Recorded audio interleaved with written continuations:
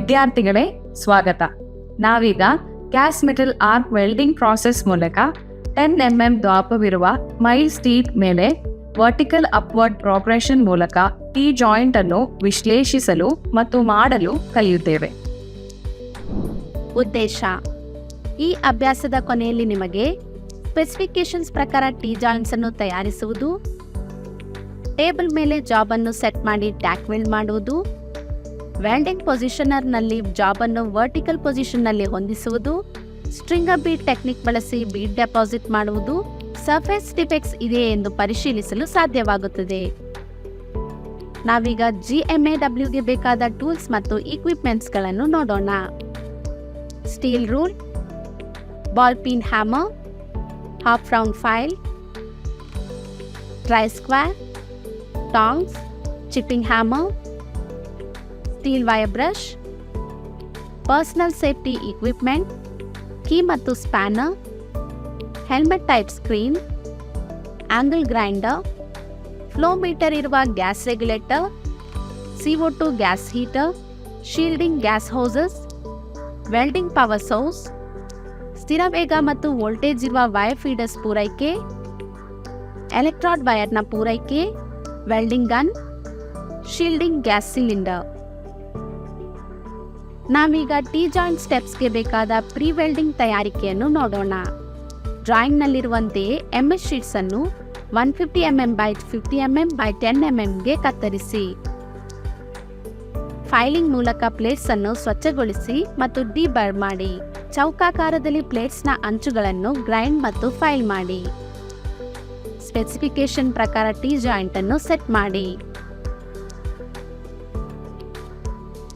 ರಕ್ಷಣಾತ್ಮಕ ಉಡುಪುಗಳನ್ನು ಧರಿಸಿ. ಸರಿಯಾದ ಸ್ಥಾನದಲ್ಲಿ ಟಾರ್ಚ್ ಅನ್ನು ಸೆಟ್ ಮಾಡಿ. 90 ರಿಂದ 100 ಆಂಪಿಯರ್ ಕರೆಂಟ್ ಸೆಟ್ ಮಾಡಿ. ಅನುಗುಣವಾದ ವೈರ್ ಫೀಡಿಂಗ್ ರೇಟ್ ನಿಮಿಷಕ್ಕೆ 3 ರಿಂದ 4 ಮೀಟರ್. 19 ರಿಂದ 20 ಆರ್ಕ್ ವೋಲ್ಟೇಜ್ ಸೆಟ್ ಮಾಡಿ ಮತ್ತು ಡಿಪ್ ಟ್ರಾನ್ಸ್ಫರ್ ಮೋಡ್ ಬಳಸಿ.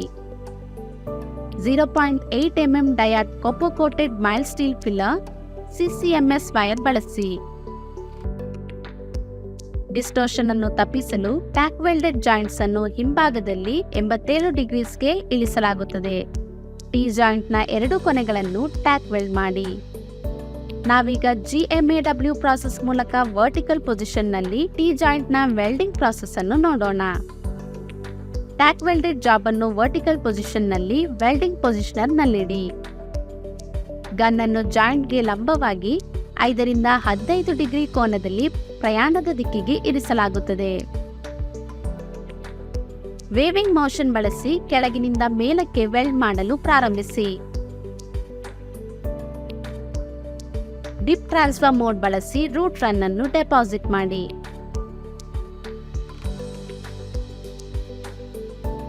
ಫಿಲೆಟ್ ಗಾತ್ರವನ್ನು ಸಾಧ್ಯವಾದಷ್ಟು 6 mmಗೆ ಹತ್ತಿರ ಇರಿಸಿಕೊಂಡು ಮೊದಲ ಪಾಸ್ ಅನ್ನು ಪೂರ್ಣಗೊಳಿಸಿ.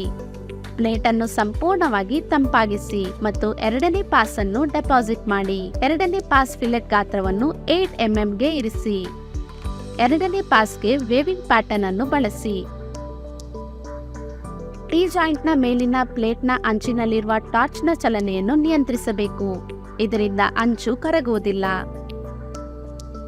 ವೆಲ್ಡ್ನ ಕೆಳಗಿನ ಟೋಗೆ ತಲುಪಿದಾಗ ಅಲ್ಪಾವಧಿಗೆ ಟಾರ್ಚ್ ಅನ್ನು ಪಾಸ್ ಮಾಡಬೇಕು. ಇದರಿಂದಾಗಿ ಟೋನಲ್ಲಿ ಅಂಡರ್ಕಟ್ ಆದರೆ ಫಿಲ್ಲರ್ ಮೆಟಲ್ನಿಂದ ಸರಿಯಾಗಿ ತುಂಬಿಸಲಾಗುತ್ತದೆ. ಅಗತ್ಯವಿರುವ ಬೀಡ್ ರಿಇನ್ಫೋರ್ಸ್ಮೆಂಟ್, ಎತ್ತರ ಮತ್ತು ಅಪಿಯರೆನ್ಸ್ ಪಡೆಯಲು ಟಾರ್ಚ್ಗೆ ಏಕರೂಪದ ಪ್ರಯಾಣದ ವೇಗವನ್ನು ಕಾಪಾಡಿಕೊಳ್ಳಿ. ಟಾರ್ಚ್ ನಾಸಲ್ ವೆಲ್ಡ್ ಸ್ಪ್ಯಾಟರ್ಸ್ಗಳಿಂದ ಮುಚ್ಚಿ ಹೋದರೆ ಆಂಟಿ ಸ್ಪ್ಯಾಟರ್ ಸ್ಪ್ರೇ ಅನ್ನು ಬಳಸಿ. ಇದನ್ನು ಮಾಡದಿದ್ದಲ್ಲಿ ವೈರ್ ಫೀಡ್ ಅನಿಯಮಿತವಾಗಬಹುದು. ಇದು ಅನ್ಎಸ್ಟಾಬ್ಲಿಷ್ಡ್ ಆರ್ಕ್ ಅನ್ನು ಉಂಟು ಮಾಡಬಹುದು. ಕಾರ್ಬನ್ ಡೈಆಕ್ಸೈಡ್ನೊಂದಿಗೆ CO2 gas flow ಏಕರೂಪವಾಗಿರುವುದಿಲ್ಲ.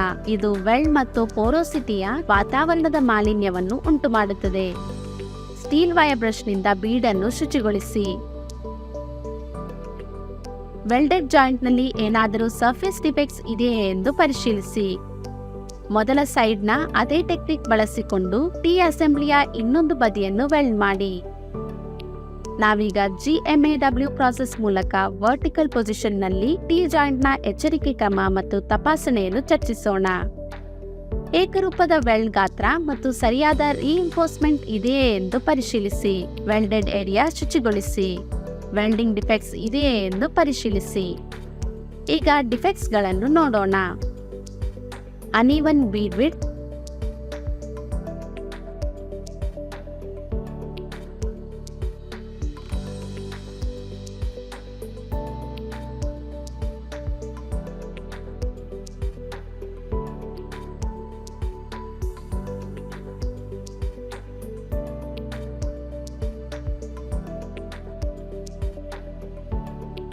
porosity,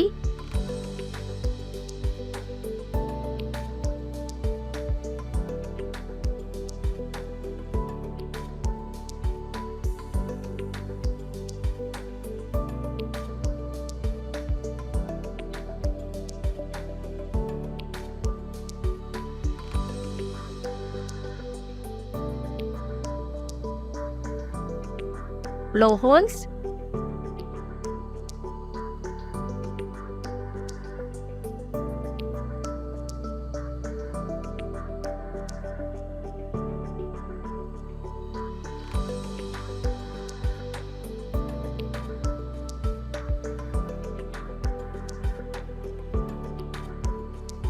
slag inclusion.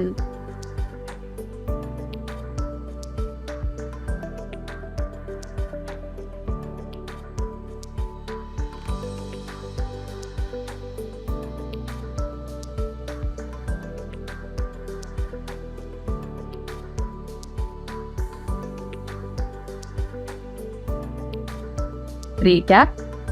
ಈ ಪಾಠದಲ್ಲಿ ನಾವೇನು ಕಲಿತೇವೆಂದರೆ ಸ್ಪೆಸಿಫಿಕೇಶನ್ಸ್ ಪ್ರಕಾರ ಈ ಜಾಯಿಂಟ್ಸ್ಗಳನ್ನು ತಯಾರಿಸುವುದು, ಟೇಬಲ್ ಮೇಲೆ ಜಾಬ್ ಅನ್ನು ಹೊಂದಿಸುವುದು, ಟ್ಯಾಕ್ ವೆಲ್ಡ್ ಮಾಡುವುದು, ವೆಲ್ಡಿಂಗ್ ಪೊಸಿಷನ್ನಲ್ಲಿ ಜಾಬ್ ಅನ್ನು ವರ್ಟಿಕಲ್ ಪೊಸಿಷನ್ಗೆ ಹೊಂದಿಸುವುದು, ಸ್ಟ್ರಿಂಗರ್ ಬೀಡ್ ಟೆಕ್ನಿಕ್ ಬಳಸಿ ಬೀಡ್ ಡೆಪಾಸಿಟ್ ಮಾಡುವುದು, ಸರ್ಫೇಸ್ ಡಿಫೆಕ್ಟ್ಸ್ ಇದೆಯೇ ಎಂದು ಪರಿಶೀಲಿಸುವುದು.